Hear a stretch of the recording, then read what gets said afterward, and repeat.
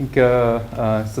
The last assignment, the final assignment, has been posted, and we moved two parts of the transport or scattering problem to the last assignment. I hope all of you got the email. And in the last class, we had started talking about how to picturize transitions of electronic states in semiconductor nanostructures due to various kinds of scattering events. So the most general formalism of that is the Boltzmann transport formalism.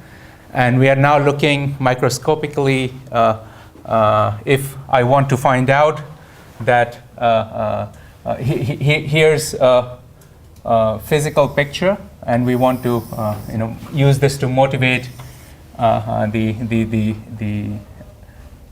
discussion at this point. So here's, for example, in real space, let's call it X and Y, the conduction band minimum of a semiconductor. Right? This is the energy band diagram, kind of drawing it in a two-dimensional space here.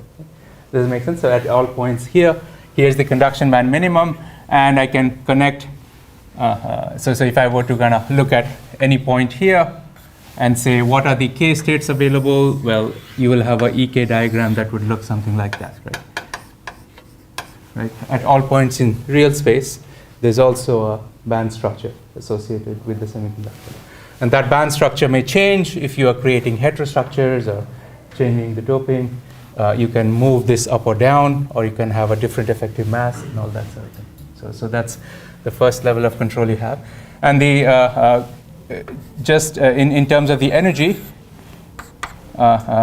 exactly a band gap below it is another band, right? And that's the top of the valence band. So it also looks something like that. And that's your, so here's my conduction band edge, and here's the valence band edge of the semiconductor. That also has some variation in space, right? If it is the same semiconductor, the band gap is the same everywhere. If it is a heterostructure, you have quantum wells, dots, right? So that's the real space picture. In K space, again, corresponding to this point, I can draw my valence band, and that may be something like that. It will be something like that. For the rest of the classes, including the discussion in optical properties, we will typically kind of label this valence band top as the 0 in energy. And in that case, in the effective mass theory, how should I write EC of K? How is the band structure of the conduction band written if this is 0? So the minimum is how much? Right, so you have a band gap, right? So I'm going to write it equal, but it's the effective mass approximation now, Eg plus the kinetic energy, right? And what is that? So H squared K squared over twice the effective mass of that band, right? And that's the conduction band. Similarly, so that would be my conduction band states, and by changing the K values, you can go and look at different K states here. Similarly, the valence band states as a function of K, how will I write that now?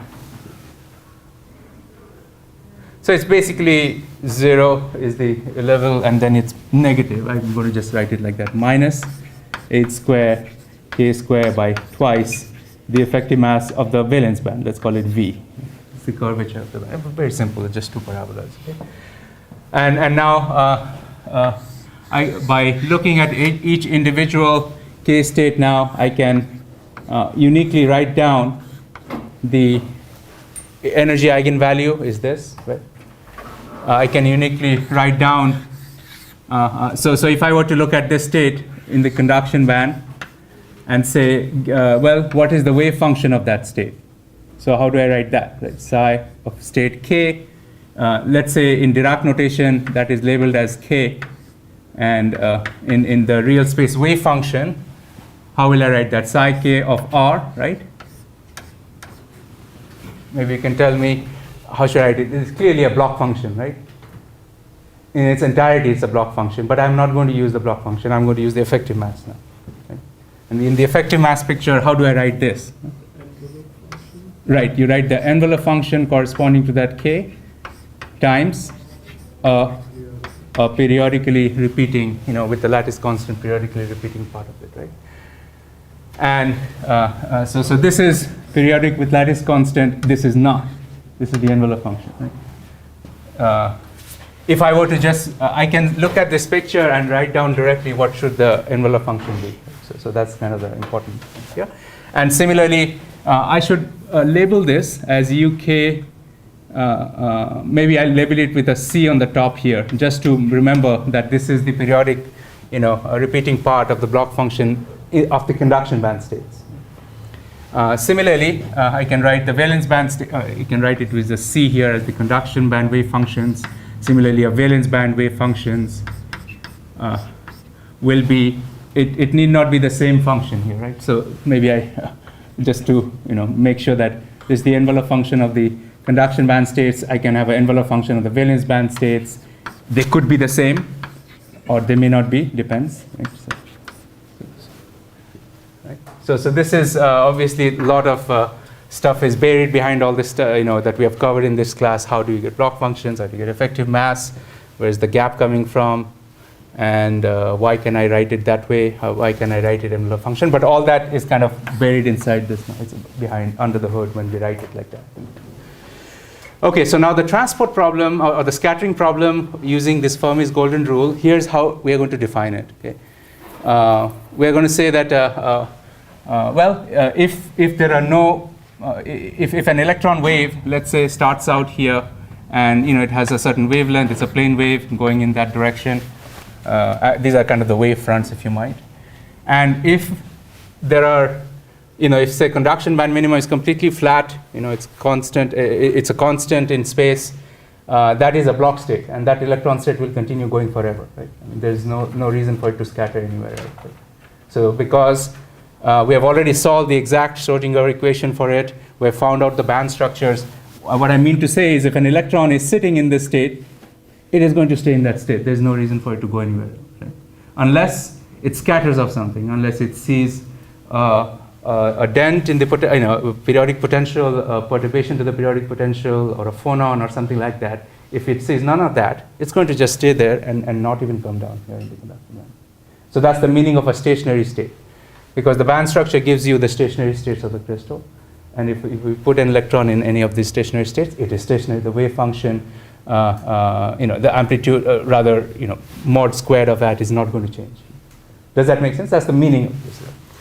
So now the scattering problem is, let's say I come in and I introduce some sort of a potential barrier, which has some shape here, okay?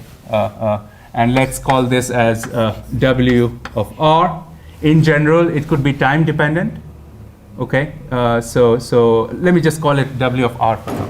So somehow maybe there's so it's an electron, maybe there's a negatively charged impurity, and it will be repelled by it, so the potential rises. Does that make sense? And so now you can see that electron will get scattered off perhaps in this direction or perhaps in that direction because of that defect. It's a very classical picture, but quantum mechanically, it's just the math is a little more work, but the end results are similar. So out of this wave function that is incident on this potential, on this wall or the hill, if you might, since it's a quantum particle, there will be a finite probability of getting into many different directions because it has an amplitude and it's a wave.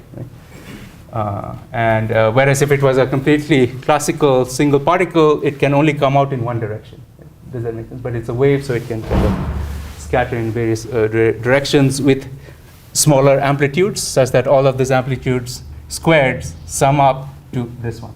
So that's the meaning of a wave.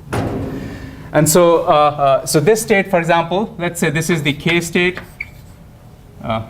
meaning electron is sitting in this state with this energy and this momentum. Makes sense? And now, when it scatters, let's say, in this into this K state, that's a different momentum direction. It's going in another direction. So let's say it scatters to this state now, right? And that's your K prime. Right?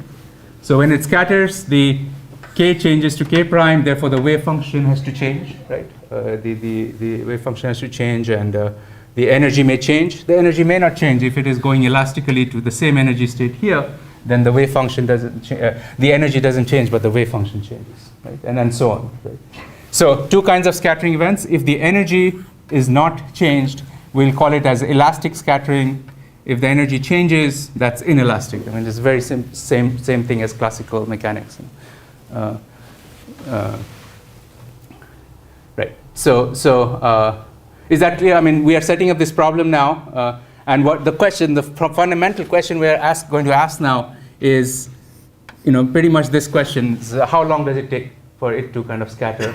If I started out an electron in this state, and I had an impurity of this form, or a blip or a perturbation of this form, how long does it take for an electron to go from this state to that state? That's really the question. It's kind of the rate. What's the scattering rate? That's what we're asking. And that answer for a continuum of states like here in a band picture is what is given by the Fermi's golden rule. So the formula, or rather the Fermi's golden rule says that if I want to go from state k to k prime, the scattering rate, S, remember from Boltzmann transport, this is the rate of transitions from going from one state to another, kind of a df by the d by dt of the occupation function, right?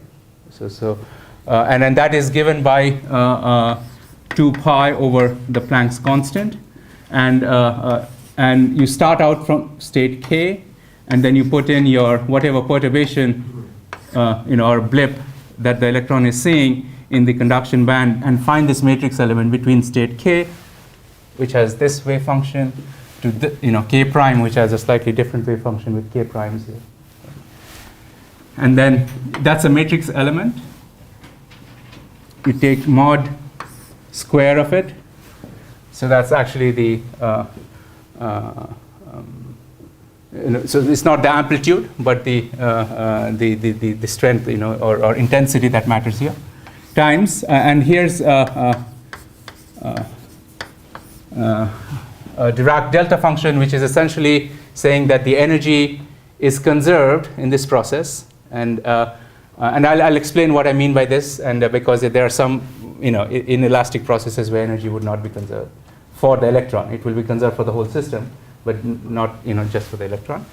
Now let me just make it a little more general. If there is no you have elastic scattering, then all it's saying, this Dirac delta function, it comes from, when you derive it. I'm not trying to derive it in the class. Please read up on the notes if you want to get into the details of how it's derived. But it comes from basically a function that would look like ek minus ek prime, squared, and kind of a Lorentzian function. So and then you take, so this is kind of a function like this, where ek minus ek prime. It looks something like this, where the full width half max of this transition is given by a gamma. And then given reasonable amount of time, you'll see that this function becomes, the area always is the same, and it finally becomes kind of a very sharply peaked function. But if you're ever confused why there's a Dirac delta, I mean, if it bothers you, you can always go to the Lorentzian and do the whole thing again in the Lorentzian space. So Dirac delta sometimes, can cause some confusion, but just keep in the back of your mind that this is the meaning, that's where it comes from, and I'm not trying to derive it now, but just trying to say that's the energy conservation relation for elastic scattering. If you have inelastic scattering, either by phonons or photons, where you might kind of end up here, photons will take it, by electron can emit a photon and end up in the valence band, for example, in which case there are these discrete amounts of energy that the electron can absorb or emit, right? And that part of it must be taken into account, and in the energy conservation relation, and it appears here, plus minus this h bar omega, which may be emitted by the electron or absorbed by the electron. Now, and this is true if the, let me just write down, if the fluctuation that the electron sees is both space dependent and time dependent, and let's say I write it as e to the power I omega t, the time dependent part, or a cosine omega t if you might, plus e to the power minus I omega t. I'm just kind of giving a general formulation. If this perturbation that the electron is seeing is breathing, let's say it's going up and down like that, right, with time. That's a time-dependent perturbation. If that's so, the way it enters, this scattering rate formula, or the Fermi's golden rule, is that the spatially dependent part will enter this matrix element. And the time-dependent part will always enter in quantas of h bar omega. If this is, the frequency at which this signal is oscillating is omega, then it will appear as h bar omega here. So that's how it kind of breaks up. And that's how the golden rule takes into account all processes, both spatially varying and spatially and time varying. Yeah. If we have a time varying potential, doesn't that preclude the possibility of having a definite energy state? Right. So actually, that's a great question. So, here's the framework in which we are thinking about the problem. Okay? Our problem is the following: our crystal atoms are sitting perfectly still, which is not true, but it is very close to true compared to all other changes. Crystal atoms are sitting perfectly still; they're not vibrating, right? And that is our ground state of the system. And for that, here's the band structure, EK diagram, right? The moment I start, let's look at another situation. I take the crystal and I stretch it physically, strain it, in which case this energy will change. But then I'm looking at that strained crystal, which is not vibrating now, as my ground state again. And all these wave functions, energies are corresponding to this ground state. And then any change on top of it, I add a defect, I add a phonon, I shine light on it, is now taken into an extra potential. This is a perturbation theory. If you want to solve it exactly, you can solve it. It's just that what will happen is these very sharply defined energy states at zero temperature becomes slightly hazy as the crystal starts vibrating, because the lattice constants locally are changing and that sort of thing. So that's what happens when you take into account an exact solution, including the phonons. But we are treating the phonons as a perturbation. Does that make sense? So our picture is the electrons can only be in these states, and whatever perturbation I add on it is all it's going to do is it's not going to change the band structure. It's going to change only the occupation function, where the electrons are. That's all it's going to change. That's the spirit in which this perturbation theory is done. And that serves very well for pretty much everything we do in semiconductors. And it's called if you get into a non-perturbative regime, then the band structure starts changing, and you get these Mott metal insulator transitions and other things, which typically does not happen in semiconductors in most of the phenomena we are talking about. Okay? But there is another way to do it, which is solve it exactly. And the problem is even the ground state is not exactly solvable. So but we get very far with this. Okay. So spatially dependent part goes here, time dependent part goes here, and the other very interesting thing to note is this time dependent part is going to ensure energy conservation, whereas the spatial dependent part ensures momentum conservation. And this part will ensure that the momentum in any scattering event is also conserved. So anyway, that's how it's going to look. And maybe you can see that the k states will be, if it's a plane wave, it's like e to the power I k r, and this comes in with some other k's. All the k's should kind of sum up, and this will help you in conserving the k, or the h bar k of the momentum. Okay, so now let's look at this, just to kind of look at what is the unit of a scattering rate here. What are the physical units of S? It should be 1 over seconds, right? It's a rate, right? 1 over time. You had a question? So if you don't have a periodic perturbation, then energy is not conserved in the scattering process?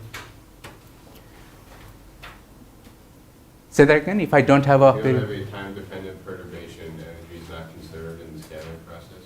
If I have a time-dependent perturbation, energy is not conserved within just the electronic system, because the electronic system is now talking to another system, a phonon or a photon system, and the electron energy must change.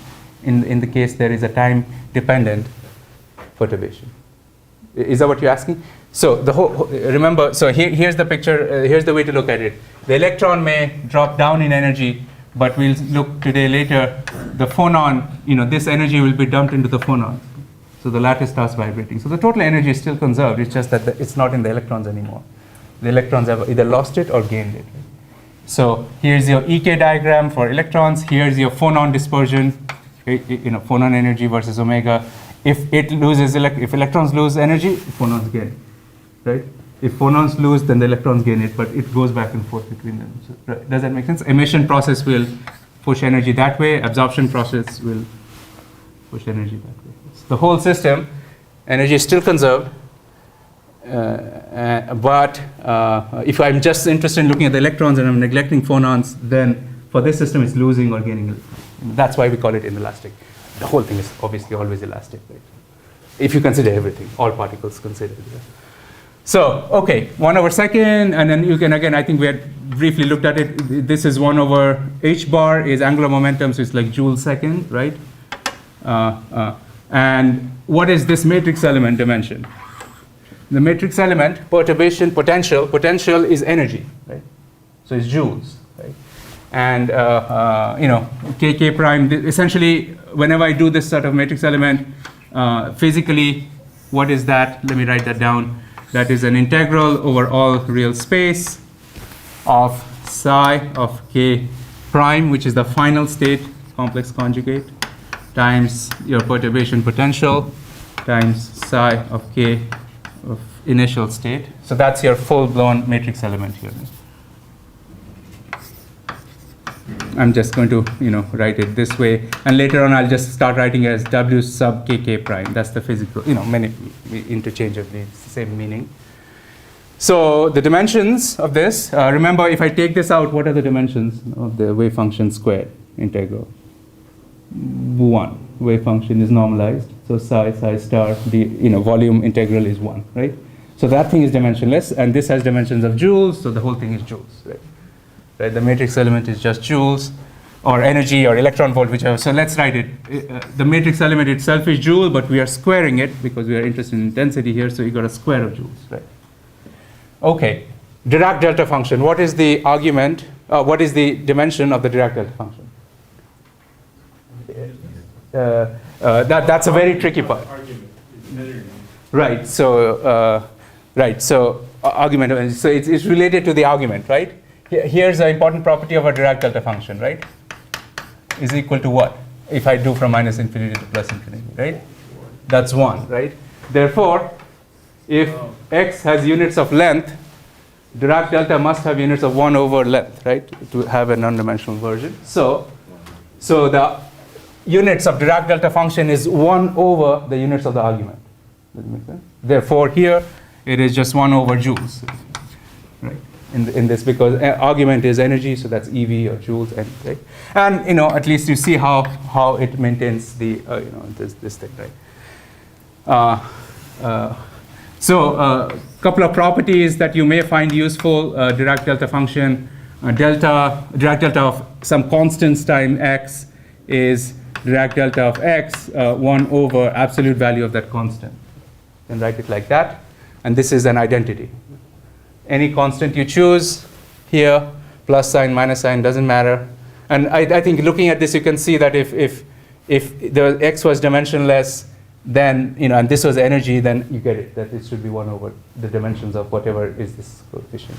So, and obviously, a few other things, right? The shifting property, any function, Dirac delta, x minus x naught. If you are integrating x such that it contains the length over which you integrate contains this point x naught, then what will you get? If the interval of integral, let's say x minus, from x naught minus some length, x naught plus some length here, what will the value be? So it will just pull out this function, right? It will give you the value of this function at that point, right? F of x naught, right? So physically what it means is I have two functions x, and this is kind of useful now because we're going to evaluate a few things using this property. Let's say this is f of x. It's varying in some fashion. And then I have Dirac delta at this point, x naught. And when I take the product of the two, you can see that this product is dead everywhere else. It's only here that it's alive, right? And the integral just gives you that value there, right? And if that's, okay. And then if you have seen it in other courses, typically you would do it as a Lorentzian or a Gaussian, and then you make the full-width half match 0, and you'll see this, you'll get this in the limit. Okay. Fine. So there are some properties of the Dirac delta function. And now what we are going to do now is look at this relation, and we're going to apply it to a couple of cases. But first, let's do a little bit of work on seeing how, by the way, this is a completely general result. If you have a hydrogen atom with an excited electron state, and you want to find how long will it take for the hydrogen atom to decay, emit a Lyman or an optical, for electron to go from a excited state of hydrogen atom to the ground state, this is what you evaluate to find how long it's going to take. So it's a very general statement is what I'm saying. Or a neutron is decaying into a proton and an electron, then your initial state is a neutron, final state is a proton and electron, and golden rule will give you how long it's going to take for radioactive decay and all that sort of thing. Here, the problem is very well specified. We are saying, I'm going to have an electron in this state. How long is it going to take for it to go to this state? But the reason I'm spending some time on this problem is because this method is way more general than the case we are applying it to. So it's a very powerful method. So you may find, if you're looking at other things, that this may be useful in quite a few other things, actually. Heat conduction, and if you're doing quantum computation, how long does it take for a state to dephase and things like that. Okay, so let me just say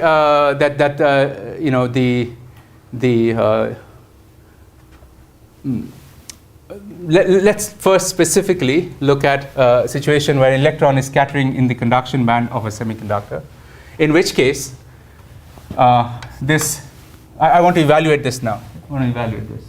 And I do it specifically for a particular potential, which may be the first thing we'll do is for our ionized impurity. This is one of your assignment problems.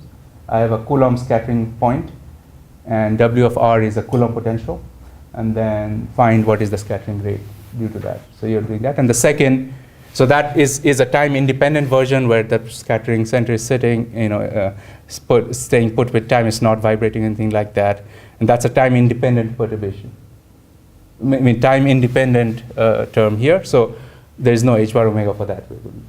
The second one we are going to look at is a phonon, and the phonon will have a phonon wave which will oscillate, and we'll see that the electron now when it scatters the phonon, it can exchange energies, h bar omega and all that. It will come out from here. But first, let's do one argument which will be true for all the scattering we will talk about. Time-independent perturbation, phonons or photons, all of them will have to deal with this particular thing that we have to solve the matrix element for all of them. And this matrix element is what is in atomic physics would be called as the selection rule. It will tell you whether some scattering is allowed, some is not allowed, and all that sort of thing. So let's look at how how to evaluate it for any general potential W of R, any general, right? So what I'm trying to say is the phonon will have its own W of R, the photon will have its own W of R, right? But for all of them, you have to still evaluate this term. So how will I write that in the effective mass approximation now? So K prime, right? So I'm trying to write down this term. So I'm going to basically pick up the states, initial state before scattering, and I'm going this way, right? It's wave function, and then put the perturbation term, and then K prime, it's wave function, right? And these are in general vectors, right? In general vectors, they have direction and all that.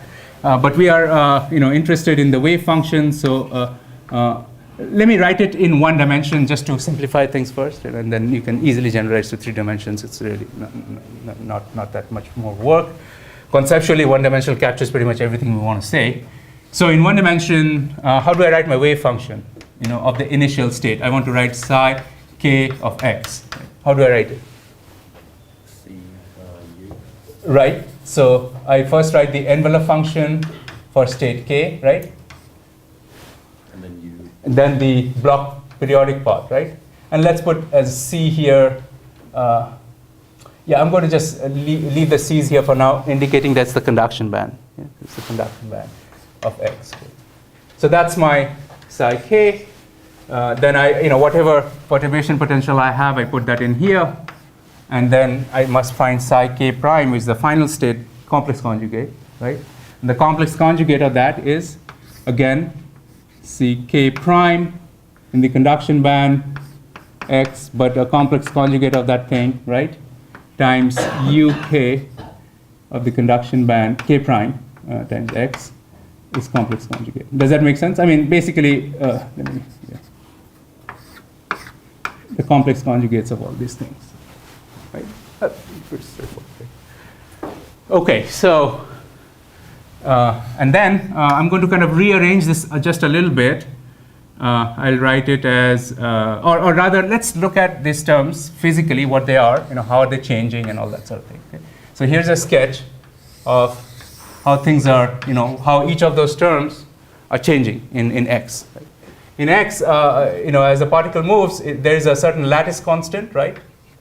And the lattice constant, let's say it's a, and we could be thinking, this is a little little window of a particle in a very big ring.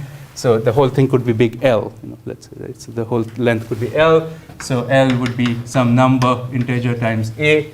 A is the lattice constant. Yeah. Now, let's plot this function. How does it look? The periodic part of the block function, how does that look? It repeats every lattice constant, right? That's all there is. And it has some shape. It could be like that. It could have a node or something like that. But regardless of what it is, the one thing that we know for sure is it's repeating in every unit cell, right? And it's the same in every unit cell. It's exactly the same, right? So that's your UK term here, or UK of conduction band or valence, whichever. Okay, how about this function, the envelope function? That's a very slowly varying function, right? It doesn't change over lattice constants. It's changing very, very slowly. Even if I have quantum wells and all that, it's not changing very fast. It's, even a quantum well would have like 10 lattice constants. So it's kind of, changing much slower than the UK. Right? Does that make sense? It's a slowly varying function. And finally, the perturbation potential, or or W of R, in general, it will also, we are going to look at situations where it could be anything, but let's, look at a situation where, let's say it's a Coulomb potential, in which case it will kind of, be like that. So it's also a slowly varying function, W. The perturbation potential is also slowly varying. There are cases where it may not be, like a very, localized point defect, in which case it won't extend too far from a couple of unit cells. But in general, the W of R, I'm going to just sketch it maybe like a Coulomb impurity. This is even exaggerated. You probably kind of, go very slowly over, large distances here. Okay, W of R, or W of X, let's say here, envelope function and the block function. So just to kind of label them, this is a slowly varying function, that's a slowly varying function, but this is a fast, or it changes for every unit cell. And now what we are going to do is use a very useful property of integrals that that if I go in and look at one cell here, let's say this is xn and this is xn plus 1, xn plus 1, and I'm going to just look at what the business that's happening just inside this period. So inside that period, I can make a safe assumption. I mean, the way I've sketched here, it doesn't look like that. I'm going to make a safe assumption that this function, the slowly varying, that function is not changing much. It's a constant inside that cell, right? In which case, I can pull this thing, and this thing, all three of them out of this integral within that window. Right? I can pull them out of that integral because it's a constant. And then let me just do that and write it this way. Ck prime It's a little messy, but let's write the whole thing anyway.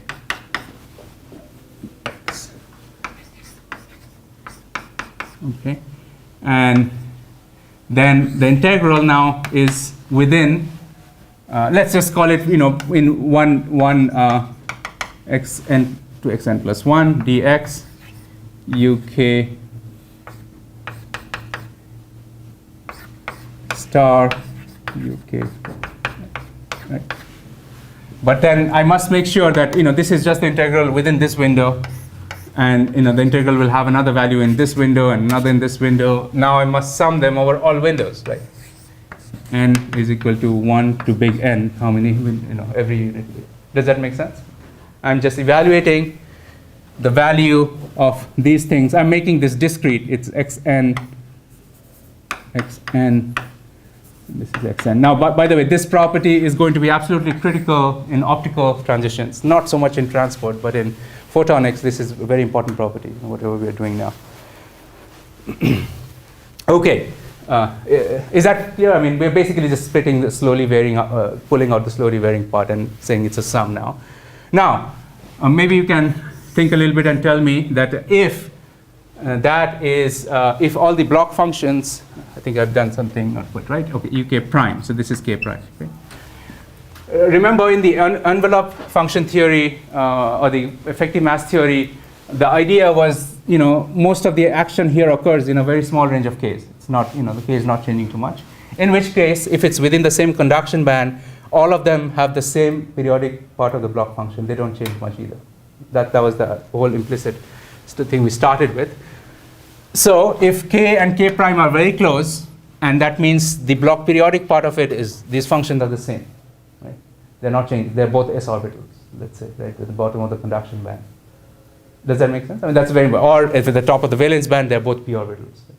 Now, in that case, if these two are the same orbital, same k's, what is this integral?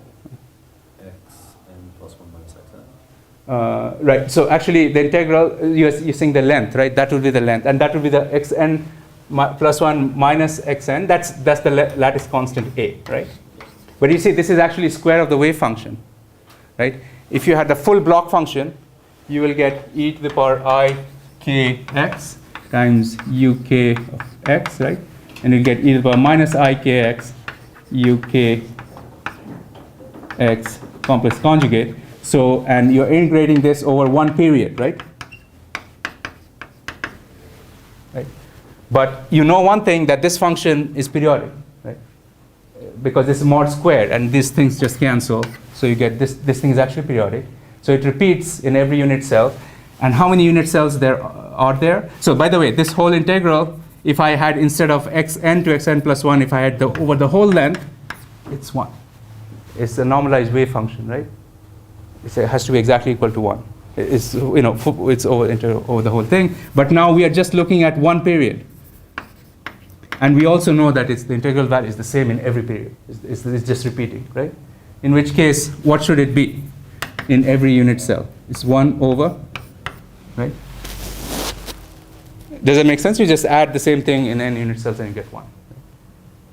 So as a result, see, kind of interestingly, now this integral is just 1 over the number of unit cells you have in the system.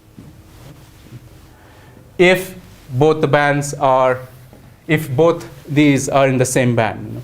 Now, this part I'm going to kind of skip for the next class.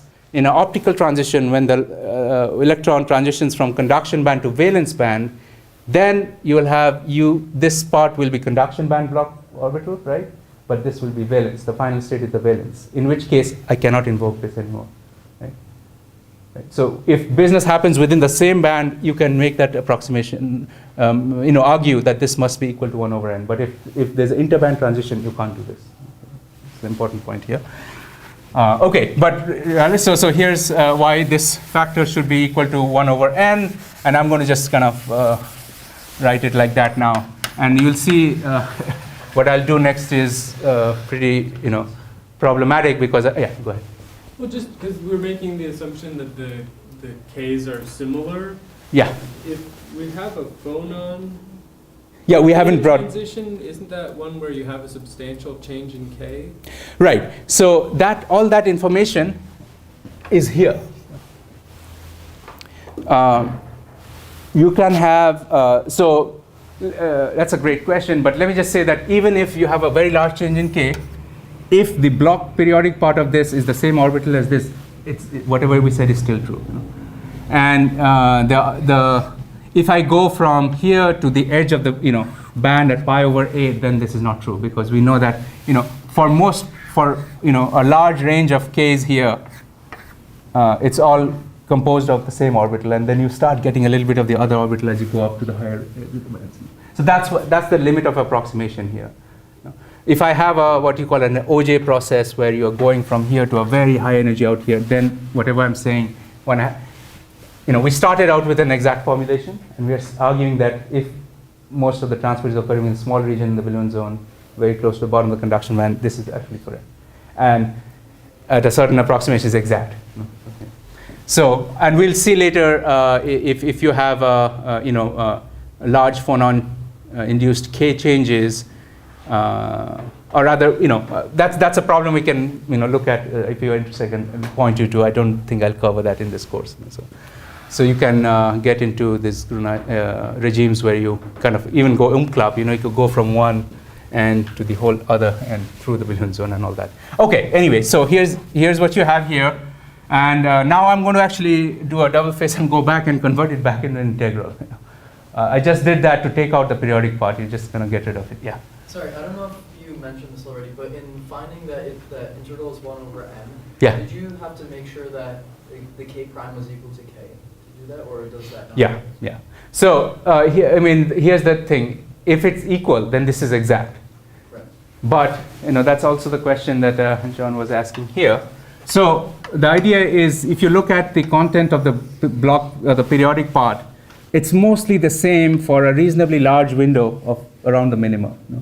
Which is why we're saying that if this is s orbital, that's also s, and they're all the same s orbital. They're coming from, say, it's gallium arsenide. They're coming from the s orbital of gallium. Only when I go to the out here at the Brillouin zone edge, I have a little bit of p orbital part in it. So the periodic part is mostly the same for all these states. It's just the envelope part that's changing for these states. This is e to the power I k dot x or kx, but k is 0, k is something here, k is something else. So it's changing. The periodicity, the wave function is changing through that. So yeah, that's the assumption here, that all the block periodic parts are same, and then we can write it like this.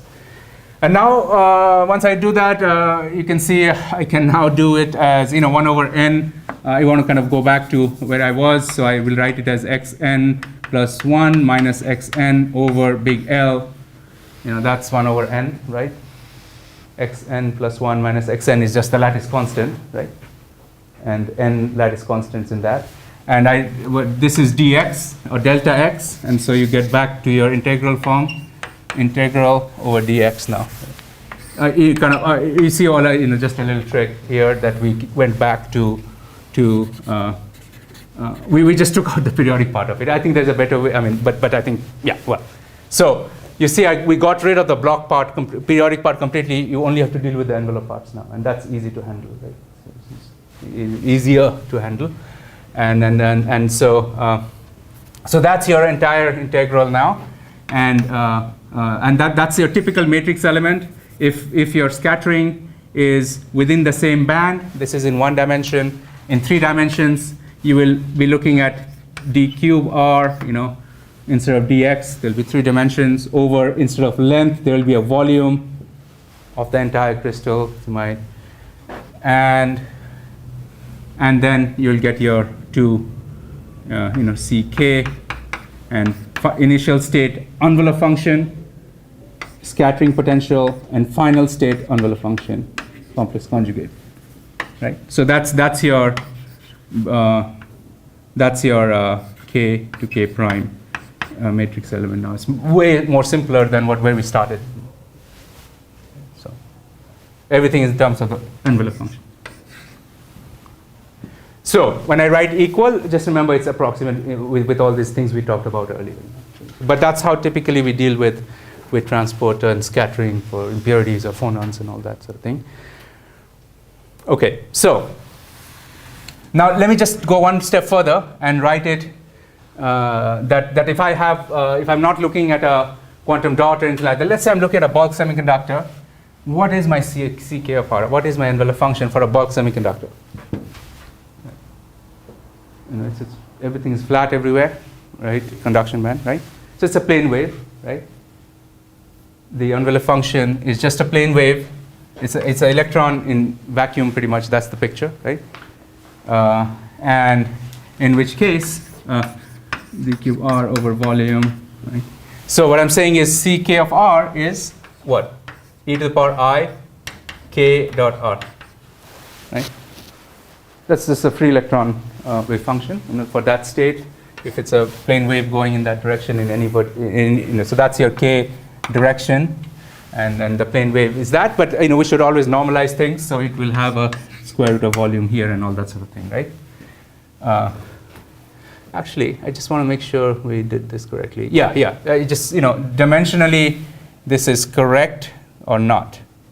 No, I think I kind of missed something. I kind of moved the volume in or out somewhere. Okay. So let me just say that this should not be here. I don't know where I did the volume part, but the volume would appear here. So let me just correct it, and we'll discuss this in a couple of steps. Minus I k dot R over square root of volume. Remember, the matrix element must have units of joules, you know, right? Or energy. So if I write my wave functions like this, you know, the volumes are here. I can put it back here. That's okay. If I write C of k as e to the power I k dot R, that's okay too. So you can write it like that. What I'm trying to get to, though, is that if you notice this matrix element, this is actually a very important result, that for plane waves, be it a free electron in vacuum or an electron in the conduction band of a semiconductor or a valence band, a hole in a valence band of a semiconductor, if you look at this form the scattering matrix takes, matrix element takes, it is of the form e to the power I k minus k prime dot R times W of R. Right? Looks like something we're very familiar. And what is that? So you take the perturbing potential with Coulomb potential, phonon potential, whatever be it, and the scattering matrix element is an integral e to the power I k dot R with that function. So that's the meaning of Fourier transform, right? It's a Fourier transform. So the matrix element, scattering matrix element goes into golden rule, is a Fourier transform of the scattering potential, and which has obviously a lot of repercussions. This is under this approximation, and in atomic physics, this was called as the Born approximation after Max Born, and sometimes called the first Born approximation because there are higher order terms one can take into account. But it's kind of very useful to remember that the strength of scattering of an electron from state k to state k prime, how much it can scatter, is proportional to the Fourier component. I can also write it W of k minus k prime, because it's only the difference that appears here. Only the difference between the two, right? Right. So physically, what does this mean? Physically, it means that if I have a scattering potential that is very much localized, very localized scattering potential in real space, right? Real space is it's a point defect with very small extent of its potential. What happens in k space? So it spreads out, right? That means that if I have a small a localized scattering event, like a point defect or something like that, then it can change the k by a huge amount. The k of electron can be changed by a huge amount because it has a lot of strength. Let's sketch this.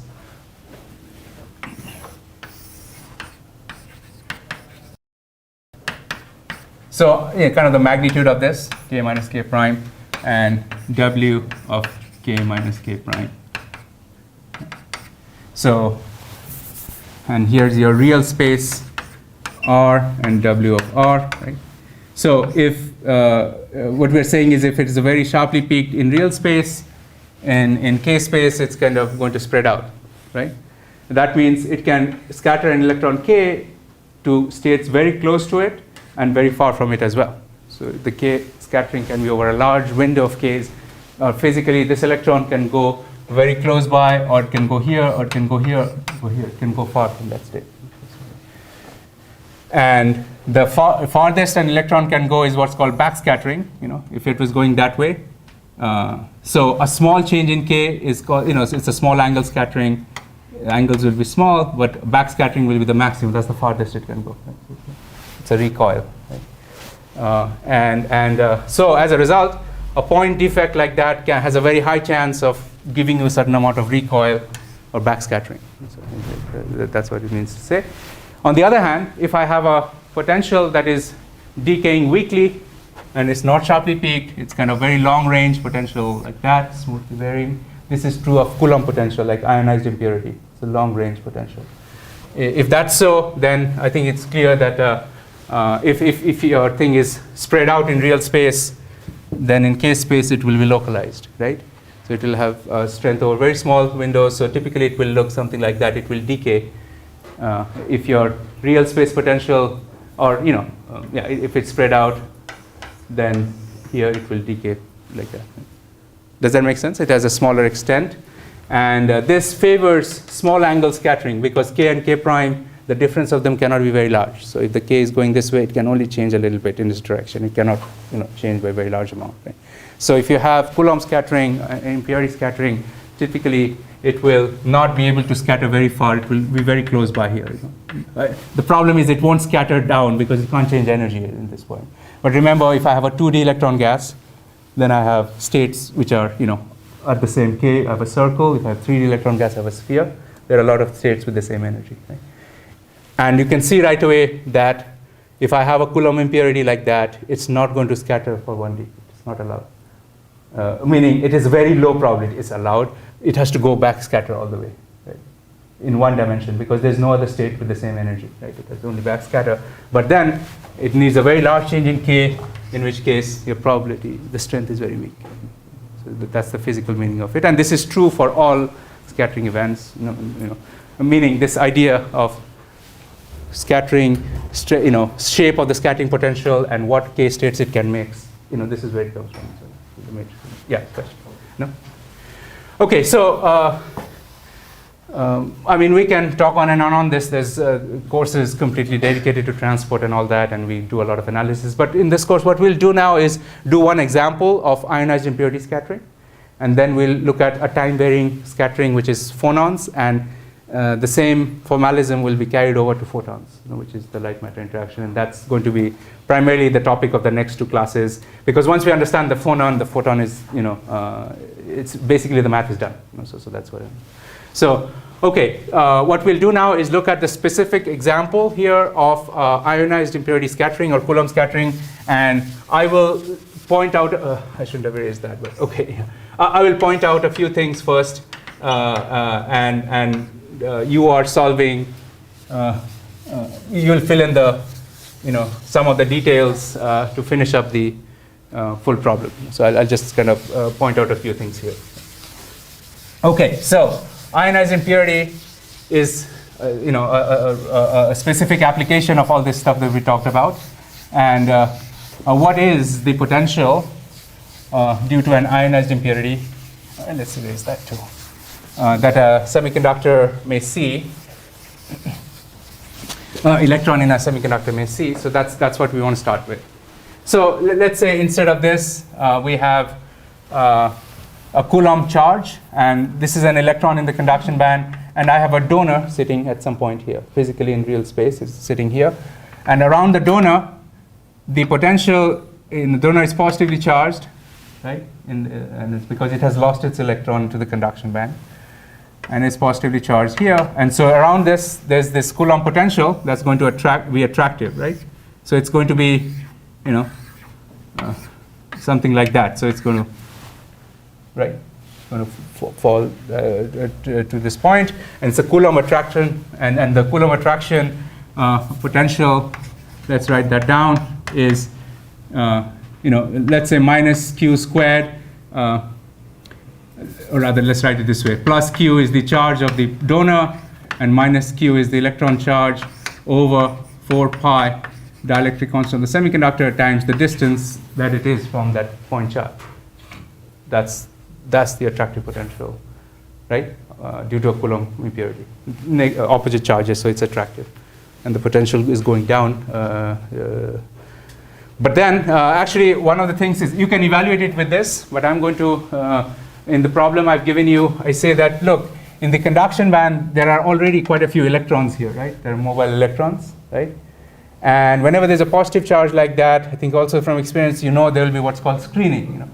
The electrons that are mobile will go and try to crowd around here, right? And then they'll try to screen the potential. And what happens due to screening, and I'm not deriving it, it comes from Poisson equation in a couple of steps, is this thing is damped by a certain length called the Debye length or the screening length. This potential, which is the Coulomb potential, gets damped, and its reach, it goes from a very long range potential to a slightly shorter range potential. And this, basically you have a Coulomb potential, but with a little screening-induced damping. And this sort of potential came from, not from Coulomb scattering as much as, pi mesons by Yukawa. It's called the Yukawa potential from atomic physics and all that for stuff that happens inside the nucleus. But it applies very well to this Coulomb screening problem too. It's the same mathematical structure. So here's our full-blown Coulomb potential. And just to kind of club all constants into this, you have 4 pi epsilon s, and your variable thing is 1 over r, but then there's an exponential decay of e to the minus r over it. So that's your full-blown Coulomb potential. And now we kind of can go through this process surgically. You can apply it, put it here, evaluate the matrix element and all that. So let's do that. Let's look at how the matrix element might look for this problem. Looking at this, if I forget that Debye screening or this screening for a second, it's a long-range potential. The potential goes as 1 over r. It extends to very large distances. In which case, it should favor small angle scattering. K minus k prime should be small. It should be weighted for very large values when k minus k prime is small. And if k minus k prime is large, so it's essentially this sort of scattering potential will not be able to, it's always possible, but the back scattering probability is very low. Small angle scattering is high, probability is high. So, okay, so we take this, and now we want to find W of k prime. How do I do that? And then this is kind of, let me just put it, this is the hard part of this problem, which requires a little bit of effort. K minus k prime, but it's really a mathematical, and if you can use mathematics or something to do it here. Let's do this. It's a 3-dimensional problem, so we have 3-dimensional d cube r, and I'm going to start out with an electron in a state k, and I think what we already have seen is e to the power I k dot r over square root of volume. That's the envelope function of the starting electron, and then you take that thing and plop it in here. You get minus q squared over 4 pi epsilon s e to the power minus r over the Debye length over r. That's your scattering potential. Then the final state is e to the power minus I, so it's a complex conjugate, right? K prime dot r over square root of volume. The volume is the volume of the whole crystal, the whole object. Is that clear what I did? I just rewrote the whole thing again. And I didn't want to use the Born approximation, but now you see why we will have it immediately. So we have q squared. I'm pulling out all the constants at this point. 4 pi epsilon s. That's all that's constants here. And then there's the whole volume of the crystal that also comes out. And then we have an integral over all space of e to the power minus r over L Debye over r times e to the power I k minus k prime dot r. So that's your full-blown integral. And you see this is a Fourier transform again. This is the Born approximation, because here's your scattering potential term with some of this, and here's your e to the power I k dot r. Right? So this is the own approximation form of it. Now, you've got to evaluate it over the whole space, and let me just say that this is exactly doable. You can solve it. It looks a little messy, but you can do it. Yeah? Should we have the delta function for the energies of the K state? Yeah, so what we are doing now is just this matrix element. You're right. When I want to find the scattering rate, then I have to take that thing, square it, and multiply it. And then that will give me just the scattering rate from one state to another. And then I have to sum over all final states to get the total rate. So that's the picture. But you're right, but we are looking just at the matrix element at this point. Okay, so I'll work this out here. Let's call this quantity k minus k prime as a q, a big Q, which is the scattering. This is the change in momentum. If you multiply this q with the Planck's constant h bar times, that's the change in momentum of the electron, right? After it scatters, h of k minus k prime is the momentum. So I have a q, and this integral now 4 pi epsilon s times the volume. All right. So let's kind of write it out in all its with all the terms. So clearly, in this situation, what coordinate system should I use? It's spherical. I mean, that's the natural system because you see there's r, everything's spherically symmetric around the impurity, right? So that's a natural system. But if you have a 2D electron gas, sometimes you may be, it may be better to use some other coordinate system, rectangular or some others, cylindrical, depends. So, but here the geometry dictates that it should be spherical. So spherical volume element is like r squared sine of theta, dr, d theta, d phi, and all that stuff. You can look it up, if you don't need to memorize it. But so those are the things, and I'll sketch this picture now. Times, and let's bring back everything here, e to the power minus r over ld over r times e to the power I q dot r. So in spherical coordinates, we have x, y, and z.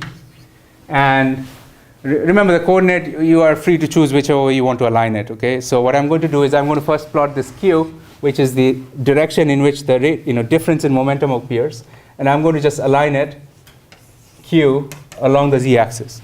Or in other words, the q is physical. It is electron went from here to there. Therefore, the q is like this, the difference of the two momenta. I'm just aligning my coordinate system such that the z-axis is along the q, and there's no problem. You can do that. Remember, it's a spherically symmetric problem. In which case, any r, which is here, has an angle of theta with the q. Right? That's all there is. And the q dot r becomes q length, r length times cosine of theta in that coordinate system, because theta is the angle with the z-axis in the spherical coordinates. Okay. All right. So now the job is to actually do this. Let's see. D phi. Phi is the angle. Phi is this angle, and you are going around this, and nothing is changing along phi. There's no function of phi. So that just gives you a 2 pi, right? Integrate from 0 to 2 pi around the circle. So that goes away, and you get a 2 pi out. So 2 pi and 4 pi will give you just a 2 here. Right? So that goes away. And now the other two, you have to be a little careful, or rather, we have to actually do the work here. It's not as trivial as the phi, but.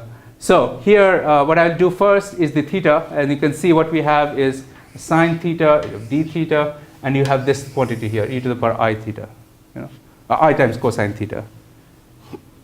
And when you do that, the angle here should go from what? 0 to pi, right? Theta in spherical coordinates goes from 0 to pi, so that becomes minus q squared over 2 epsilon v times. Why is the r cosine theta? Right. So this is my q, and this is r, and the angle between the z-axis and r is theta.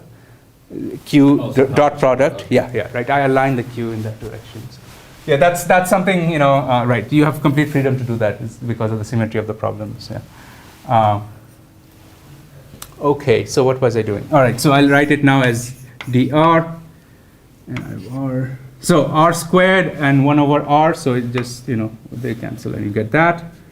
And you get e to the power minus r over ld. Okay. and an integral over d theta, what's that, sine theta times e to the power I q r cosine theta. And theta goes from 0 to pi. Right? I can't do this integral till I evaluate it because there's an r sitting inside here. Right? So you just first need to do the theta integral. And when you do the theta integral, this part, it's also a well-known integral. It is a sinc function. It gives you 2 times sine qr over qr. You know, that's exact. That's what you're going to get when you integrate that thing. Okay. This part. And then that 2 and 2, this 2 cancel. And let me write that down. So I'm saying that whole thing will just become 2 sine qr over qr.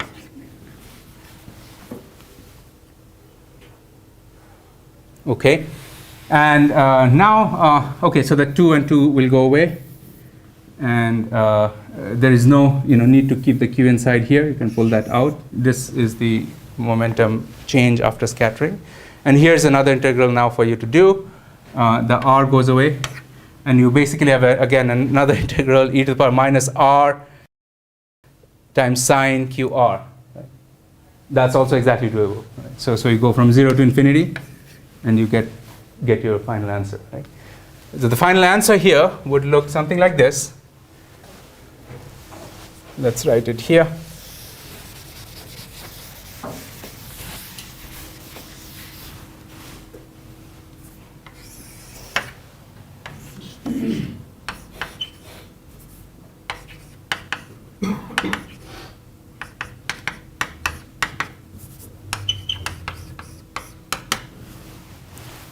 Is going to look like q squared over epsilon s and v. Electron charge square by dielectric constant times the volume, and then you will get a factor which will look, actually this is how it will look.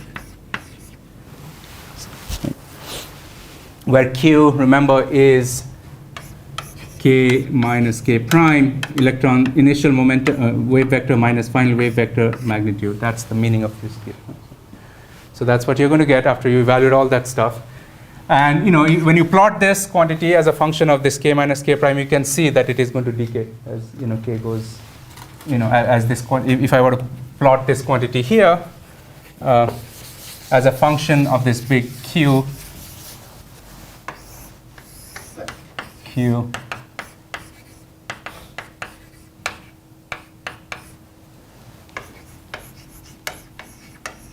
So it starts out at some finite value, and it goes down like that. So, q squared sitting in the denominator, and the characteristic length over which it goes down is 1 over this sort of screening length or the Debye length. Does that make sense? I mean, that's what you're going to get, and that also is saying, as we started, in the beginning by saying that, this, because it's a relatively long range scattering, it should favor small angle scattering. When k and k prime are very small, the strength is huge. Right? You can see if you screen less, then the Debye length here is going to be, if the screening length is very long, in which case this is small, and it will be something like that. 1 over LD is very small, so it will be even more sharply peaked here. It will allow only very small angle scattering and all that if the screening is not strong. Okay, so that's kind of looking at how one might evaluate these quantities, but this is full 3D. Typically in 1 dimension, it's much simpler. There's not much work. Yeah. I have a question about that. The WK came from Yeah. that we just derived. That needs to be squared in the scattering rate term, right? Correct. Yeah, absolutely right. So all I have done till now. That's exactly right, Andrew. So we have only evaluated this term now. Now, if I want to find the full scattering rate, I've done all the hard work, but I only have reached my, scattering matrix element. So this is, now if I want to find the total scattering rate, I have to plug that into my Fermi's golden rule, right? And then calculate the total scattering rate using this matrix element squared. So let's write that down. All right. So now if I want to find S of k to k prime, okay, so we'll have to do 2 pi over h bar, and then this whole thing squared, right? Square it, and the sign now doesn't matter, which says that, so Q4 over epsilon s squared volume squared, okay, and then this whole thing squared.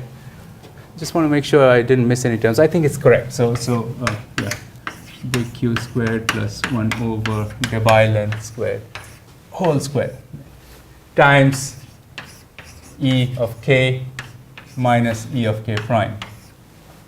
Right. What are these terms, k and k prime? Remember, this thing is just k minus k prime absolute value squared. That's the meaning of that. So you can, now you have it explicitly in all terms of k and k primes. So the whole, but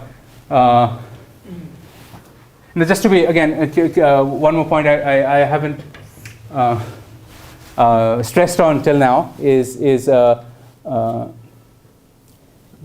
we will look at this energy term now, but let's see here. The charge, when an electron is moving, and whether it's a negatively charged impurity or a positively charged impurity, it doesn't care because it gets squared. You see that? I mean, it has no difference whether it's a negative charge or positive charge. So classically, as you might imagine, if an electron is negatively charged, it will scatter in this orientation, the direction, right? If I have a negatively charged impurity, an electron will go that way. Right? But the strength, Coulomb strength, is not changing. It's the force is not changing. Right? Yeah. So does this picture change at all if you have an impurity that's not ionized? It's the same charge as when you initially started.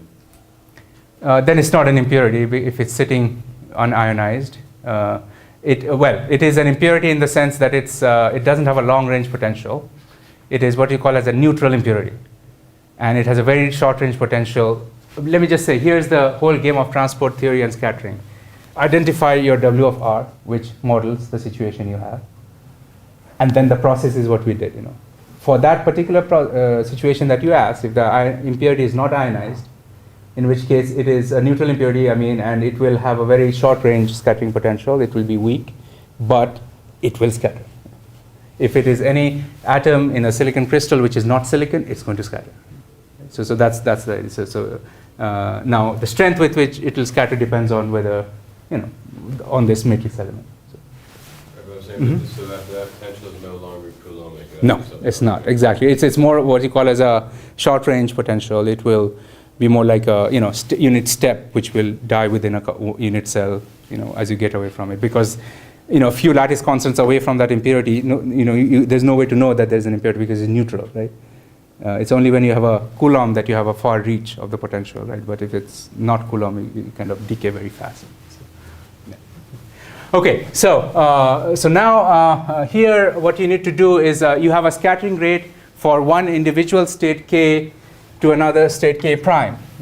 And that's the complete explicit formula, except there's a Dirac delta and all that, and that's if you now want to find out if I had a state k and I want to get out of that, if I had a state, if I had the electron in state k and I want to find out, which was going that way, what is the rate of net rate of outscattering, after, so you have to sum over all final states. The rate of going here plus rate of going there plus rate of going there and all that, we have to sum all of that, right, to say how fast am I losing the state from here, right? And that's what we do then. We sum over all final states. So the rate of scattering of state k is k to k prime, a sum over all k primes. Right? Whenever you have the Dirac delta, it will go away when we sum it. Sum means an integral. It will go away, right? So you'll get a, and then, so that's called, this definition is called typically a quantum scattering time, just the name, everything is quantum anyway, but it has a name called a quantum scattering time. And it's saying that that's the lifetime of the state. If I have electron sitting in that state and there are these impurities, Coulomb impurities, then the lifetime of that state is roughly this tau of k, whatever you evaluate from here when you sum over all things. Now there's another definition called the momentum scattering time, and that is again, let's call it Sm of k, just a different notation, where what you do is you go from k to k prime, but then you weight it with an angle by which the scattering, change the momentum. So if your electron momentum was going in this direction k, and then it's scattered into this state k prime, then this angle is what we're calling as theta, and this is weighted. And the reason we use this form, and it actually comes out from a Boltzmann transport, it's not like we kind of ad hoc implemented it, is you can see that if I have a scattering that goes this way, that will hurt a lot in transport compared to a scattering which just goes here, right? So transport or mobility and all that are way more affected by large thetas than by small thetas, right? And this function takes that into account, right? I mean, so this is what's called the momentum scattering time. In other words, the momentum, the direction of the momentum of a collimated beam, how long does it take to dephase, is way more affected by large angle scatterings than by small angle scatterings. So this is called the momentum scattering time, and this is the thing that goes into your mobility term. So it has a 1 minus cosine theta sum into it. So if I were to evaluate it, the momentum scattering time, here's what I'll do. I'll take this whole formula, I'll write out my Ek and Ek prime. What is Ek? H square k square by 2 m star c. But I can add my conduction band here. It's EC plus that. I write out all my terms. In fact, I should really write all of it out. I should write it as EC plus H square k square over twice effective mass of conduction band minus Ek prime is again EC plus, but then you have H for k prime square over twice effective mass of the conduction band. So that's your Dirac delta function. I take that whole thing and I have to plop it in here. Right? And then I sum over k space now, over all k space. And then I get the final scattering rate. That's how you can do this. And this is what you have to do in your problem where you're doing ionized impurity. So I've kind of led you to the last step, and I'm not doing the last step at this point. But just note that when you look at the Dirac delta, the energy here, when we sum over all final states, this will become density of states. Basically, you're counting how many states there are, from how many k prime states there are. And when you sum it, it will become it will look like a density of states of the material. So the scattering rate is proportional to the final density of states. Makes intuitive sense, because if there were no states available to scatter into, you can't scatter, right? So that's kind of a thing here. And the other thing is when we look at interband scattering, when you go from conduction band to valence band, which is when it's going to start emitting photons, for light, then you can see here the initial state will be this, but the final state will be the valence band. Does that make sense? And there will be some changes in the matrix element, but you will get here the band gap in this term now right away, and we'll see that in the next class. So we're going to do that in the next class. But the formalism is exactly the same. For light matter interaction or phonon interaction, we just did the Coulomb interaction today.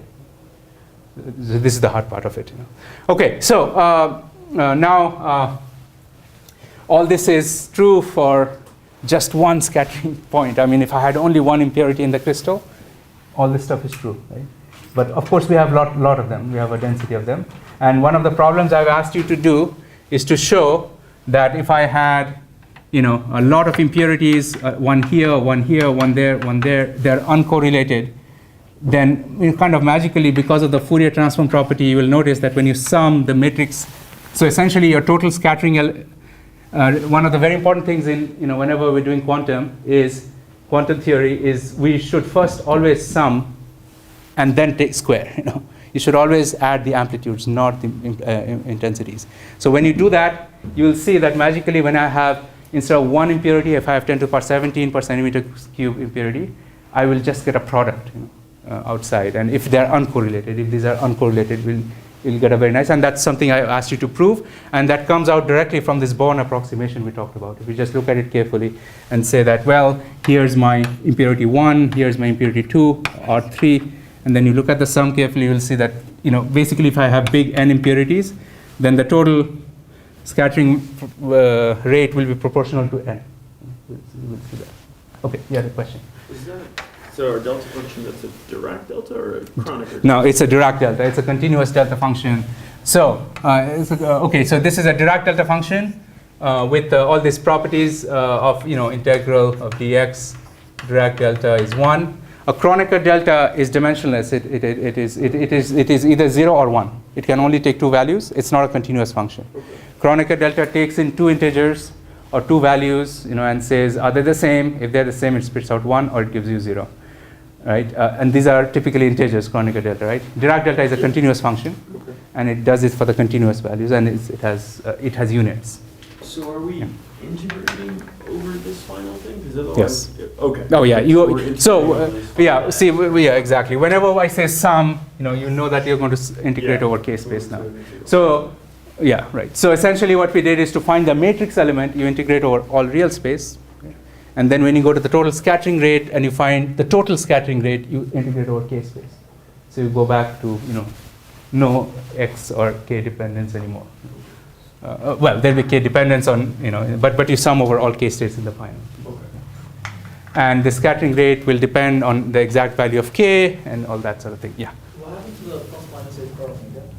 When we were Right. So in a Coulomb potential, the Coulomb potential is not oscillating in time, and therefore it's a time-independent scattering potential. For time-independent scattering potentials, this is not there. I mean, there's or you can think of a time-independent scattering potential as something that has a frequency of 0. If you want to think of it that way, right? If frequency is 0, that's a Coulomb scattering. It's not changing with time. If you look very carefully, if the lattice is vibrating, that thing is also changing a little bit. But in that approximation, it stays put. It's only when right. So if omega is 0, that's a Coulomb potential for you. Okay, good. So yeah, we'll carry on the discussion on Tuesday, and then I think we are set up to explain a lot of the phonon and photon properties now. Yeah. yeah, there are some homeworks.